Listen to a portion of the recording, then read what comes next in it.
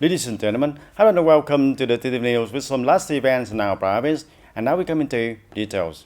Ladies and gentlemen, the Prime Minister Phạm Minh Chính also just signed a telegram to relevant ministries and branches and central relevant provinces and cities on the organization of the 2024 high school graduation exam and the time management for the children and the pupils during summer vacation. Accordingly, the Prime Minister requests provinces and sovereign cities to prepare the best conditions for the high school graduation exams and universities entrance exams and vocational education admission in 2024, absolutely ensuring the safety, security, and safety for the exams, proactively preventing, detecting, and handling acts of using high-tech equipment to cheat in the exam.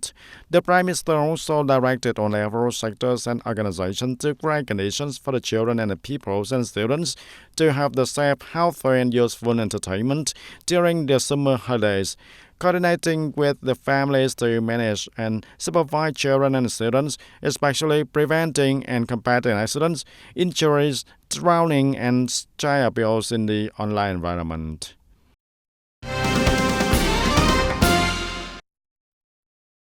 And on the morning of June the 23rd, Mr. Nguyễn Văn Nên, Politburo member, Secretary of Ho Chi Minh City Party Committee, and Mr. Nguyễn Thành Tâm, member of the Central Party Committee, Secretary of the Ninh Provincial Party Committee, and Chairman of the People's Council of the Ninh Province, along with the provincial leaders, attended and awarded the 65-year party badge were awarded to party members Đặng Văn Ninh, born on July the 16th of 1939, joined the party on June the 25th of 1960, and officially on June the 25th of 1961.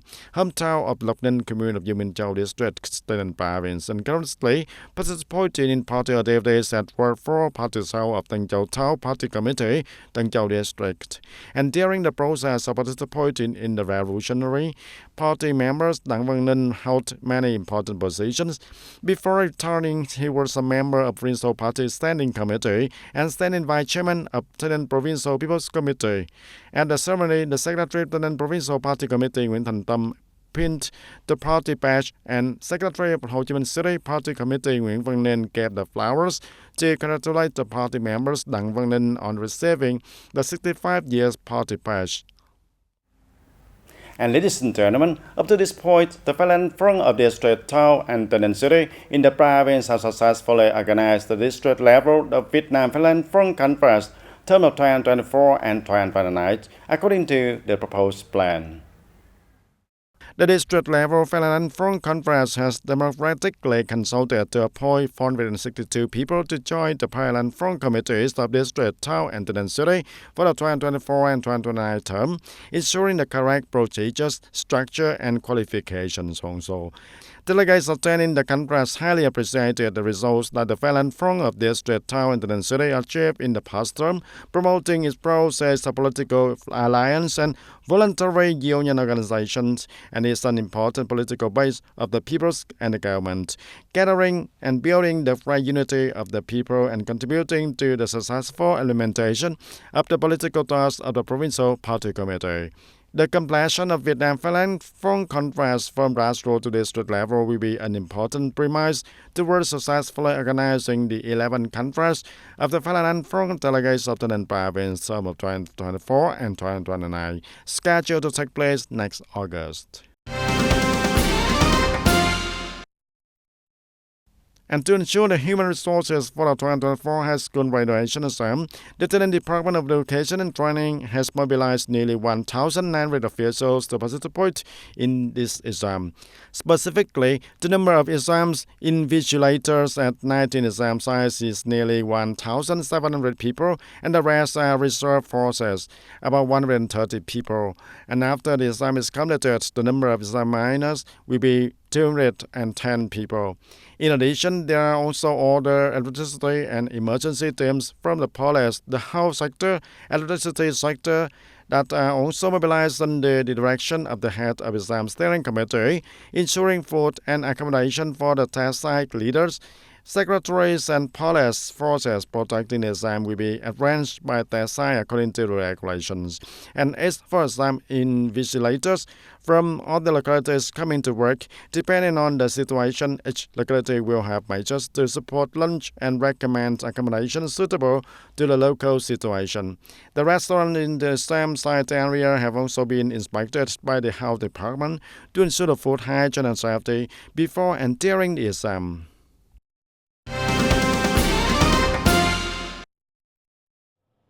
On June 21st, the Party Committee of the Provincial Military Command held a conference to summarize and deploy military and defense tasks in the first segments and in the last segments of 2024. Colonel Ngô Thành Đồng, commander of the Provincial Military Command, chaired the conference. In the first segments of 2024, the Provincial Armed Forces have done a good job advising the Party Committee and authorities at all levels, directing the implementation and successfully completing local military and defense tasks. Speaking at the conclusion of the conference, Colonel Ngô Thành Đồng raised the results that the Provincial Armed Forces have achieved in the first segments of 2024, requesting that in the last segments, the Party Committee and commanders at all levels need to focus on leading and directing to thoroughly overcome limitations and shortcomings, rightly do well in advising party committees and local authorities to lead and direct the good implementation of local tasks in 2024. On this occasion, the Party Committee of the Provincial Military Command awarded 10 collectors and 31 individuals with outstanding achievements in participating in competitions and sports events organized by superiors.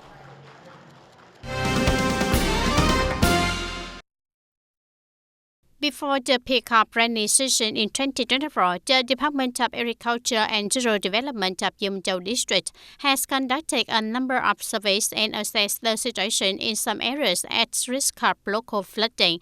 Accordingly, there are 6 areas at risk of local flooding during this year's rainy season. They include a number of hamlets in Suối Đá, Cầu Khởi, Lộc Ninh, Bào Năng, and Bến Củi, Camils. The affected agricultural production area is over 1,000 hectares, and many households live in the area. Being a low-lying area with many flooded areas in previous rainy seasons, Dum Châu District has overcome some residential and agricultural production areas.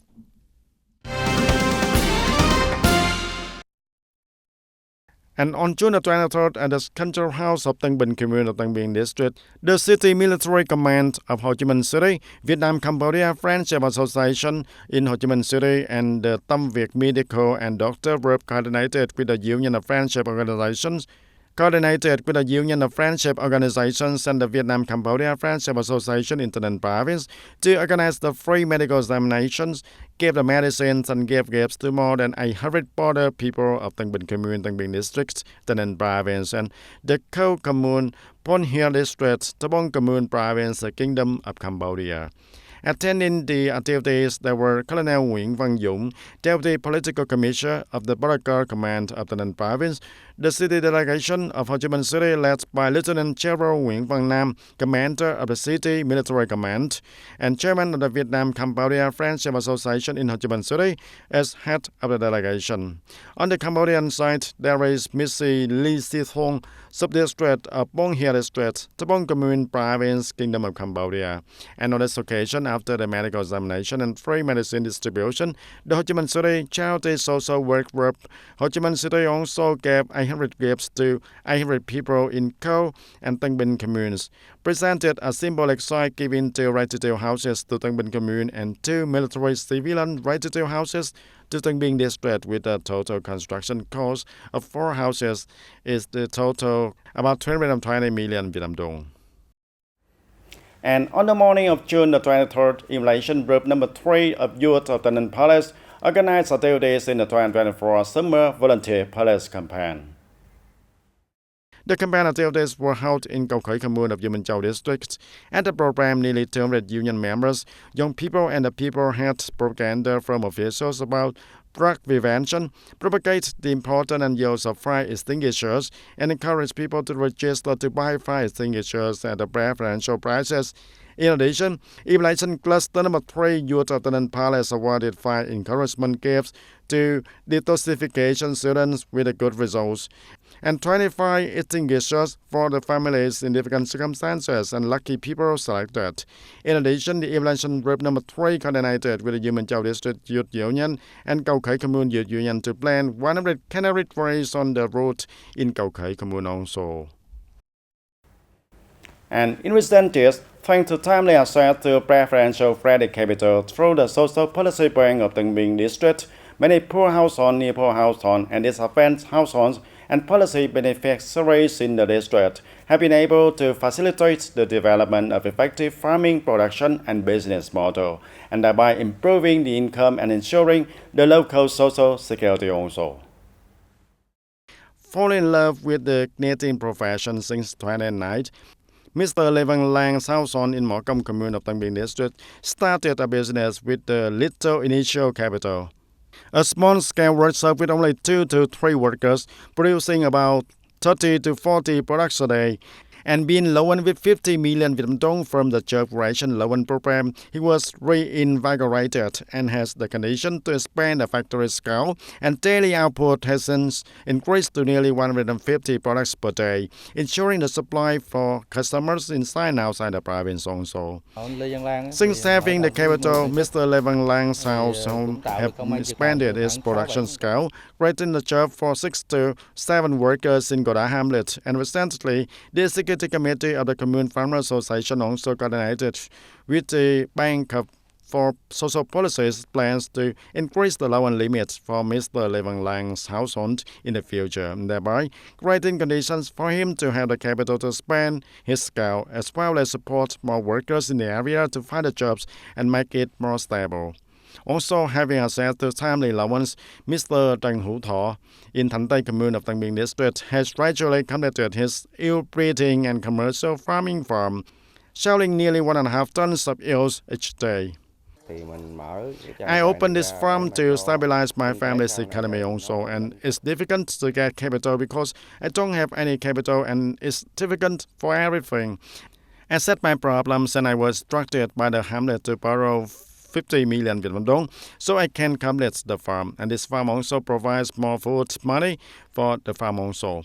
And from the beginning of the year to April the 30th of 2024, the number of poor households, near poor households and other policies beneficiaries receiving loans to invest in production and business development and serve social security is 9,000.